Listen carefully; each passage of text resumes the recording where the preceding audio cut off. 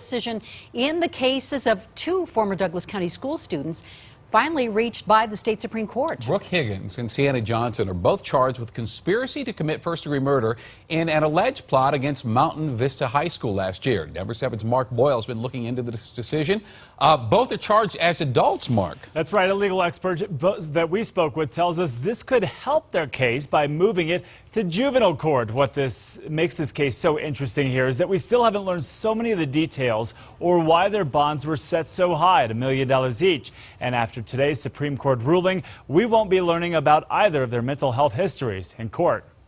Today, the state Supreme Court ruled that just because both Sienna Johnson and Brooke Higgins are seeking to move their cases from adult to juvenile court doesn't mean they have to provide the court with details of their mental health history.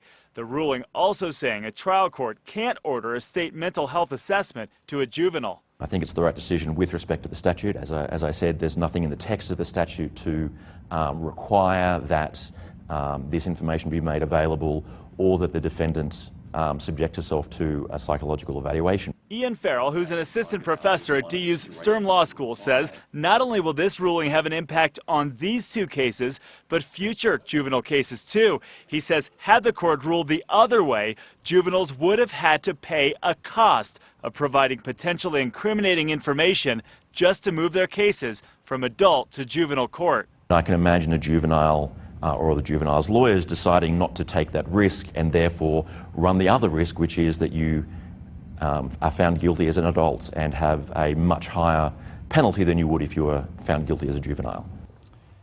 And those proceedings will continue very quickly. Higgins is due back in a Douglas County courtroom later this week on October 5th, and Johnson will appear on October 21st. Of course, this is when the arguments will be made as to how they're treated as adults or juveniles. We'll have full coverage and let you know how this all develops. Mark Boyle, Denver 7.